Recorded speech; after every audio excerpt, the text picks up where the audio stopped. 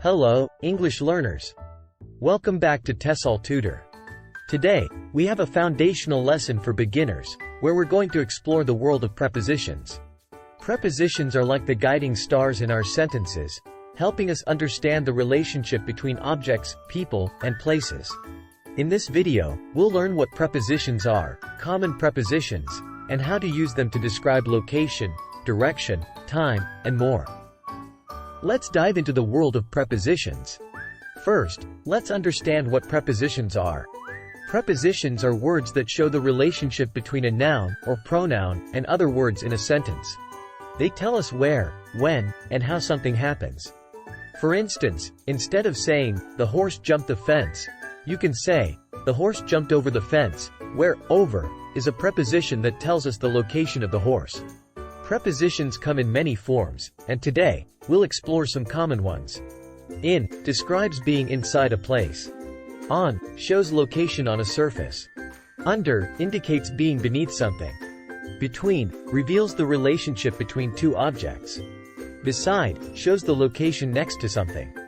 Behind indicates being at the back of something. During refers to a period of time. At specifies a specific location. From indicates the starting point.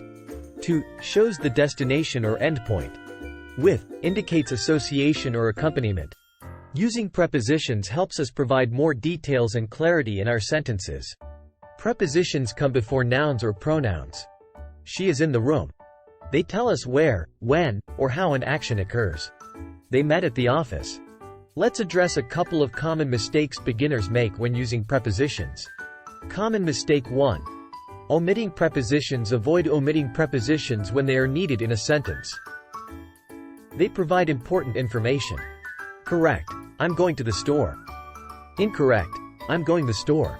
Common mistake 2. Using the wrong preposition. Choose the right preposition to accurately convey the relationship between objects or locations. Correct. The plates are on the table. Incorrect. The plates are in the table. It's practice time. I'll give you a few sentences with a missing preposition, and you can add the correct one to complete it. The clothes are blank, the rack. The horses are blank, the lake. The kite is blank, the clouds. The man is blank, the bars. The plane flew blank, us. The street is blank, the buildings. He sang along blank, the national anthem. They bungee jumped blank, the bridge. Great job, beginners! You've explored the world of prepositions and learned how to use them to provide more detail and clarity in your English sentences. Keep practicing activities on the TESOL Tutor app at tesoltutor.ca. And you'll soon become a master of prepositions, making your conversations more precise. If you found this video helpful, please give it a thumbs up and subscribe for more ESL content. If you have questions or need further practice, feel free to leave them in the comments section below. Thanks for watching, and I'll see you in the next lesson. Goodbye.